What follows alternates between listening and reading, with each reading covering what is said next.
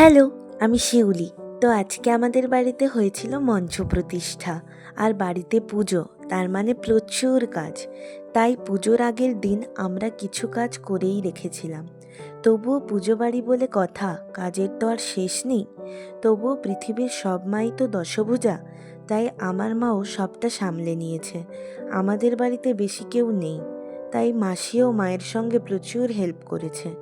আর আমাদের কিছু সমস্যার জন্য পুজোতে বেশি কাউকে নিমন্ত্রণ করব না ভেবেছিলাম, কিন্তু তবুও যেন কিভাবে প্রচুর মানুষজন এসেছিল। যদিও এটা প্রথমবার নয়, আগেও একবার এরকম ঘটনা ঘটেছিল আমার জন্মদিনে, কিন্তু বিশ্বাস করুন আমাদের কোনোবারে কোনো অসুবিধা হয়নি, বরং আমরা খুব খুশি হয়েছিলাম। আর এই বাচ্চাটাকে দেখতে পাচ্ছেন, ও কিন্তু খুব ছোট, দেখেই বুঝতে পাচ্ছেন। ছোট হলে কি হবে, গায়ে যে ওর প্রচুর শক্তি সেটাও দেখাচ্ছে। কাসরটা কিন্তু অনেক ভারী, তবুও বাজাতে ছাড়বে না।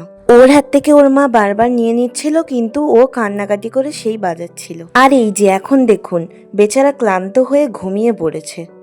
আর তারপর আমরা চলে গিয়েছিলাম পুষ্পাঞ্জলি দিতে।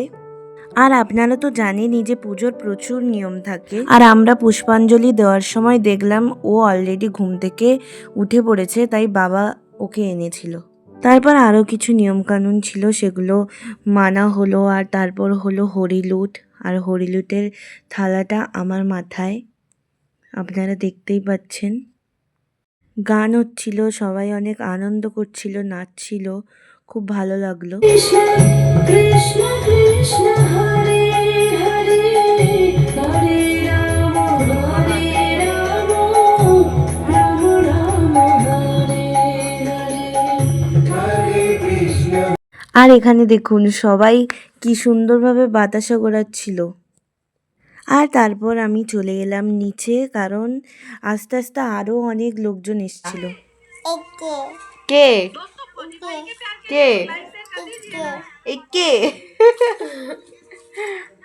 কে এটা? ওই দেখ কাছে আসে, আবার দেখ দূরে যায়, আবার কাছে আসে।